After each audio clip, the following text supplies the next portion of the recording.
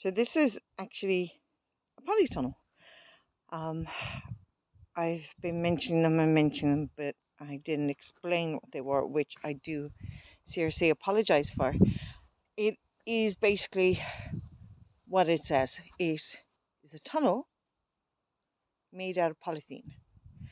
The frames are often metal with wood, or you could have just metal, or you can have just wood. We actually have a combination of both. You could see on that one there, there's the metal framing, but the doors and the grounding timber is actually, or the grounding frame is timber. So this is our polytunnel one. We have two of them. Up until I think it was about January last year. This one was for flowers, cutting flowers for the garden or for the house actually. Um, so my mother-in-law and father-in-law actually had the most glorious dahlias, gladioli, all sorts of flowers, sweet peas, everything growing in here.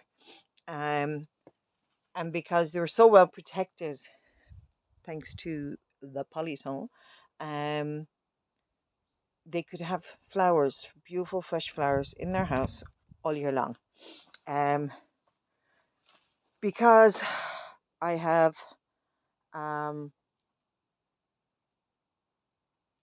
we're not I mean, I love flowers, I do, don't get me wrong, but I adore them in the garden. So and I thought we needed more vegetables. So I took over the vegetables last year, and from mid-January to early February I started pulling up the flowers. So the last of them actually just came up earlier on this morning, which had been here, the dahlias, the last of the dahlias. So I've either transplanted them into the garden or outside around the kind of border of the house. I finished weeding in here as well today, and we've put down soil from one of our compost heaps. So what we're going to do next is basically wash down the inside. We'll also hose down the outside so the sun can get in a lot better. This is really old one. It's about 15 years old now. But we're not made of money, so we'll just keep putting on band-aids to fix it because there's little holes everywhere. But yeah, so a polythene tunnel, it's similar to a greenhouse, but it's got more aeration coming in. So over the years this has warped, but basically the majority of polytunnels will have mesh parts on the doors so that air can circulate inside. It makes it a lot easier to grow different vegetables. It allows for pollination for bees to get in, and butterflies as well. Whereas the greenhouse, it's like a hot box, in my opinion. So greenhouse is great for sowing seeds, for potting on, and for any hotbed kind of things. So my mother-in-law used to grow her tomatoes there all the time, and then last year I decided we're going to use the polytunnels to grow our tomatoes, and we've all agreed that from now on in, yeah, we're growing tomatoes only in the polytunnel. Growing them in the greenhouse meant that they were continuously getting some form of disease or rust or destroying aphids or something, whereas they could breathe a lot better here. And we had such a harvest of them last year, it was ridiculous. So today's plan is basically to prepare polytunnel 1. So I already put down the seeds last week. Sowed the seeds, the first bunch of seeds. These are onions that I planted, I think it was September or October. So they've been overwintering. They've got a good bit to go yet, but there's parsnips as well. There's only a few. We have sage. I love my sage, so I will always have sage around the place. Spinach, which is coming up today. There's a bit of thyme in here, and we have more sage. That's the little witch in me, honestly. So the plan is basically moist the soil. We have to prepare the soil, and that's what's the next 2 weeks are going to be about in here in this one. We'll gradually start on the next polytunnel as well, but we have to prepare it number one first. So the compost is in. We'll get a mixture of mixed purpose compost, just bag stuff, and 1 or 2 bags of that.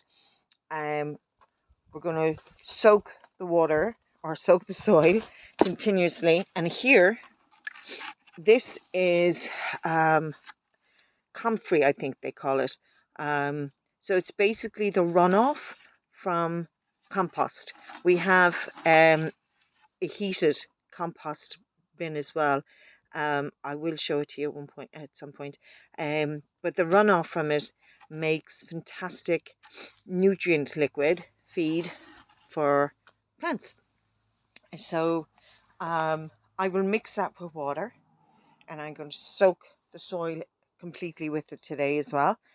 And basically, yeah, for the next week, 2 weeks, we're going to get all the soil here ready.